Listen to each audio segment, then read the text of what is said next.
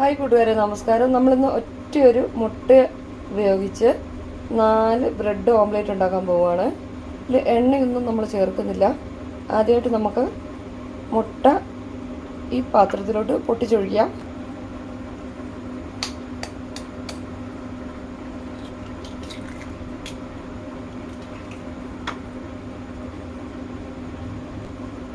മുട്ടേനെ നമുക്ക് നല്ലോണം പതപ്പിച്ചെടുക്കാം.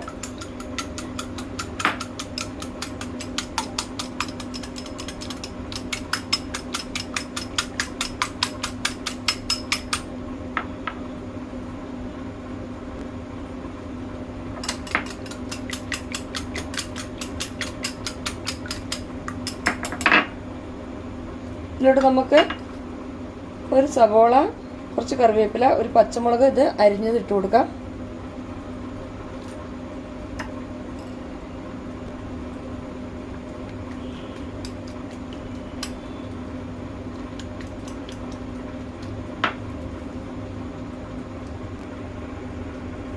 ഉപ്പിട്ട് കൊടുക്കാം.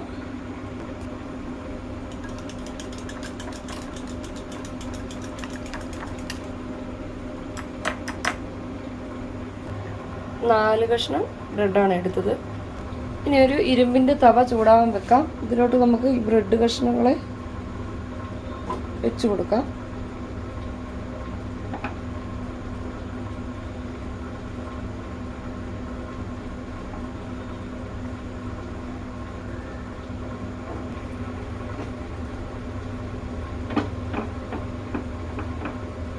ഇതൊന്ന് ചൂടാകുമ്പോൾ ഒന്നുകൂടി മറിച്ചിട്ട് കൊടുക്കാം.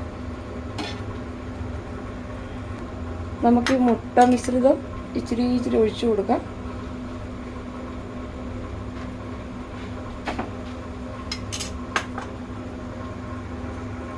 ഇതിനെ മറിച്ചിട്ടിട്ട് ഇതിൻ്റെ ഇപ്പുറത്തെ ഭാഗത്തുകൂടി ഇത് ഒഴിച്ചു കൊടുക്കാം.